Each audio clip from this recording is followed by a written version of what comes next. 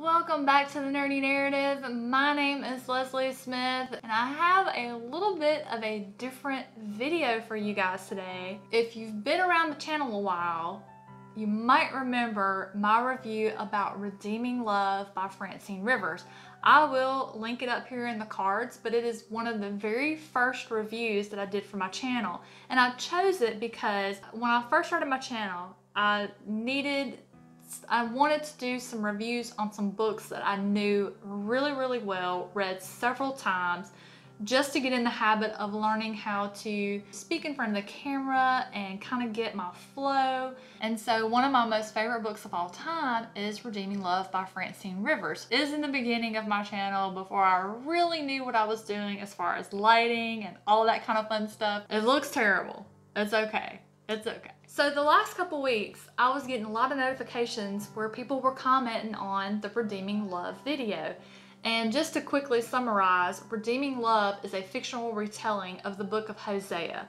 It is about Angel, who is a prostitute, and Michael, who God tells Michael that Angel is to be his wife. It's a life-changing story of the unconditional love of God. But if you're not religious, it's just a beautiful love story. I've never read a better love story that perfectly portrayed unconditional love in the way that Redeeming Love does. So when I started getting all of these comments, I was confused because I really never expected to get any traction out of the Redeeming Love review. I mean, I just did it because it was a book that I loved, I knew well, and for practice.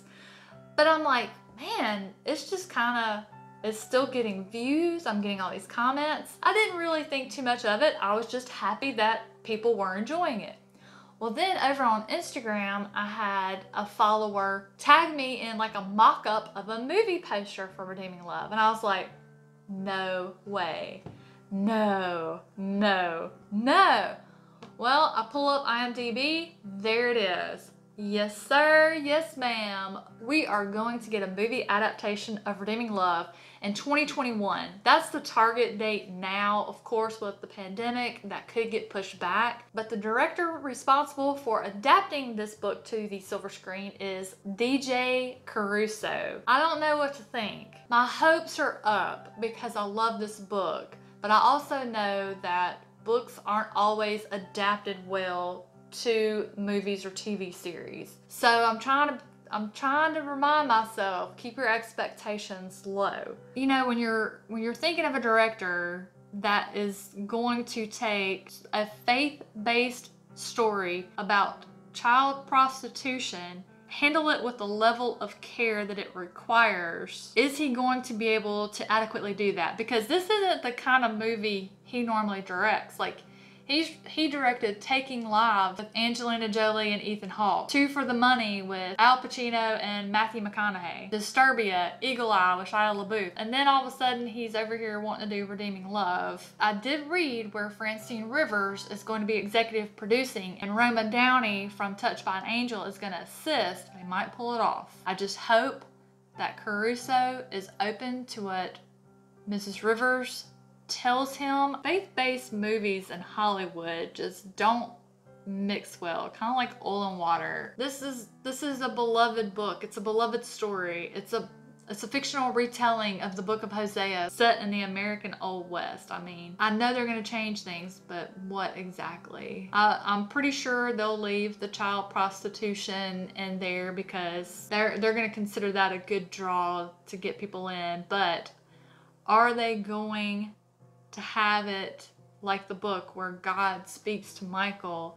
tells him, this is the one, beloved, when he sees Angel for the first time? Is the actor going to be able to pull off the heartbreak that Michael felt when he realized that God has chosen a prostitute to be his wife? How Michael tries to teach Angel about God and show his love to her, and just the repeated times that she throws it in his face and leaves him and breaks his heart. I just don't know. I mean, it's gonna be interesting to see. I'm very excited for it. I'm trying not to get my hopes up too high, but they're there. They're there. So I was kind of thinking to myself, like, how many people are going to want to go see this faith-based story? Well, I will tell you this. The casting director did a fantastic job because they cast some really, really A-level people that will get people in to watch. So they've got Abigail Cohen, that's going to be Angel. The guy they cast for Michael, Tom Lewis, I'm not familiar with him. He does not fit in with my image of Michael at all. He just looks too girly. He doesn't look like a farmer in the American Old West. I'm sure they'll rough him up a little bit, but right now I'm not seeing it, but that's okay, because I didn't see Heath Ledger as Joker either. I don't know how to say her name. She played Jean Grey in the first installment of the X-Men movies, but they cast her as Duchess. Perfect. They could not have chosen a better actress to play the role of Duchess. So the guy they got for Paul, who is Michael's brother-in-law, Logan Marshall Green, I don't know him, but he fits perfectly the physical description of Paul. So that's another great one there. I cannot believe Nina Dobrev is going to be in this, but they cast her as May, which was terrible. It was a terrible call. There is no secret, I cannot stand Nina Dobrev. I do not think she can act worth a flip. They cast her as Angel's mother, which is dumb because Angel's mother is described to be blonde and even more beautiful than Angel was. And they cast Nina Dobrev? No. Anna Lynn McCord. That is the caliber of actress and the look they should have been going for. I'm at war over the last one. So the guy that plays the Duke, who is the guy who purchases Angel as an 8-year-old child and is the one responsible for putting her into child prostitution. They cast Eric Dane. I love him. I love him. And he is perfect. Like, he fits the perfect physical appearance for Duke, but oh man, Duke is horrible. He is freaking the devil walking the earth kind of horrible in this story, and oh, I'm not looking forward to seeing him do that. He will always and forever be McSteamy.